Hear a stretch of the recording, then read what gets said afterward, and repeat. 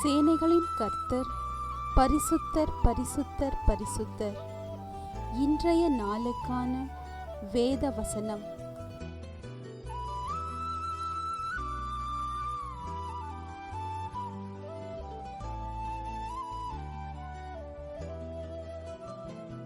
மனுஷர் காண வேண்டுமென்று அவர்களுக்கு முன்பாக உங்கள் தர்மத்தை செய்யாதபடிக்கு எச்சரிக்கையாயிருங்கள்.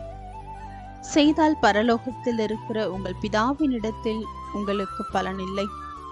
மத்தேயு 6:1.